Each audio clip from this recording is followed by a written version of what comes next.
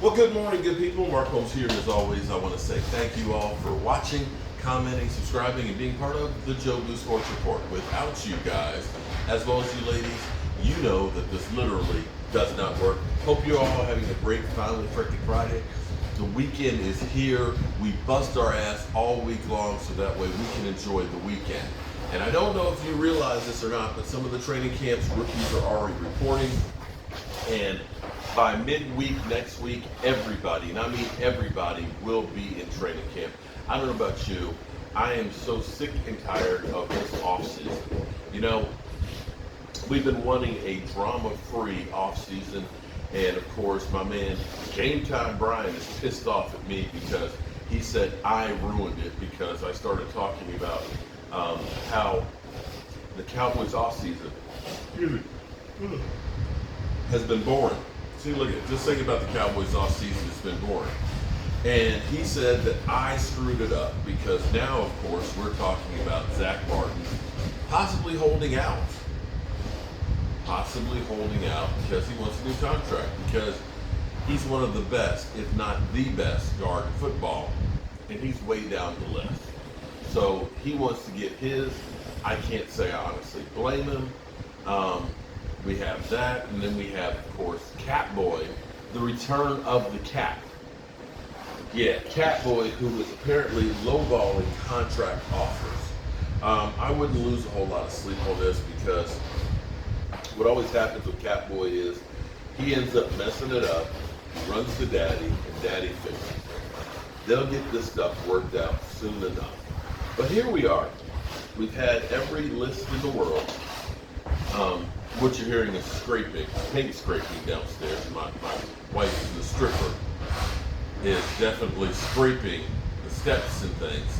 That's that. It's not a, but it feels like it though, doesn't it? It does feel like it, yeah. I'm gonna try and see if we can get through this with the scratching on the walls, okay? We've had everybody and their sister go through and denigrate the Dallas Cowboys. Just literally trash everybody, all the talent that we have, the tears out there. They're trying to make Cowboy fans cry. And my hope is that the Cowboys end up making liars out of every single one of them. I tell you, is there honestly, you know, whether you're a Cowboy Dak Prescott fan or not, let's be real here. Nobody, and I mean nobody out there is scrutinized the way that Dak Prescott is. You know, I see make or break season for Dak Prescott. But it's funny because we see people out there that are getting a lot more money and have been touted as being the game changer. Let's think about DeSean Watson and his situation for a second here. And I know what the Dak Prescott haters will say, well, we're not talking about other quarterbacks. We're just talking about our garbage quarterback. Well, you've got to look at things in perspective of what's actually out there. But DeSean Watson, who has had all kinds of problems off the field, has a fully guaranteed $230 million contract, $90 million more than Dak Prescott's total contract is worth. Ended up having to sit out half of the season last year, and when he did come back, what did he have, 8 touchdown passes? Let's think about Kyler Murray. Is this a make or break season for him? I mean, they got rid of Josh Rosen after one season. You know, they did try and put in his contract that you can't play PlayStation but so many hours a week. You know, that guy? Yeah. Is it a make or break season for him? How about Josh Allen, who they've surrounded with weapons, you know, because he needs those guys. Apparently he needs those guys to be successful and still is yet to taste the Super Bowl. Is he on the hot seat? No. The guy who broke his thumb last year came back, led his team to a second year of 12-5 seasons, never having a losing season. That guy is on the hot seat. Yeah, that guy is on the hot seat. This is a make or break season for Dak Prescott because now, even though he's in the top 10 in turnover percentages, okay, as in the good side of it, not the bad side, he is a turnover machine. Even though he has more wins than most, that guy is considered a loser. But I think in the end, Dak Prescott brushes it off. The thing that we have to look at right now, and I guess in some regards you look at this and say, this is the most complete team. This is the most complete team. There's still holes. We still have question marks on the offensive line. We saw Terrence Steele, who's working out, doing the side-to-side drills and things, plant, cut back and forth, We don't know how far he'll be able to go come next week. That's a question mark. We don't know how long Tyron Smith is going to be able to hold up on the offensive line. There's question marks on there, and so on. And if those two things are good, well, the team is in great shape.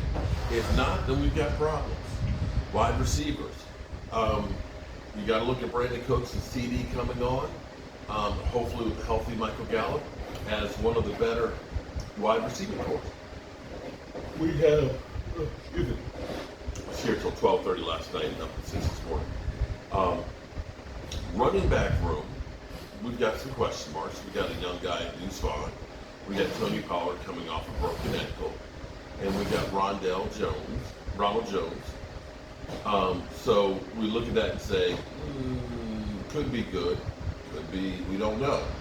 Could be a disaster, we don't know. And we have the always steady Dak Prescott. Offense is in great shape. Defense on paper, you have to look at them and say, those guys look pretty good on paper.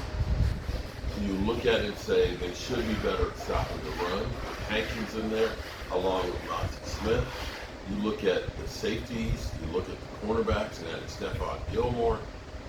This is probably the best team that we've had since the 90s. And now it's a matter of putting it all together on the field. And I think as much as misaligned as people are with Mike McCarthy, I believe that Mike McCarthy's going to put it together with his team. You can call me crazy, and that's fine, because maybe I am a little bit crazy. But I think that this is actually going to be a really good season, regardless of what Philly 500 has to say. So, we're waiting here on our inspector to get here, and we've got some work to do, lots of work. Always got work to do. Lots of work to do. But we're going to keep on doing it, because that's what we do. And as always, you know how I feel about you guys. I love you guys. I appreciate you guys. And I'm going to get to work here and get up the road. And we'll be in our studio tonight back at Joe Boo's Man Cave. Hope you guys have a great day. And I'll see you guys soon with any breaking news on the Cowboys. Peace.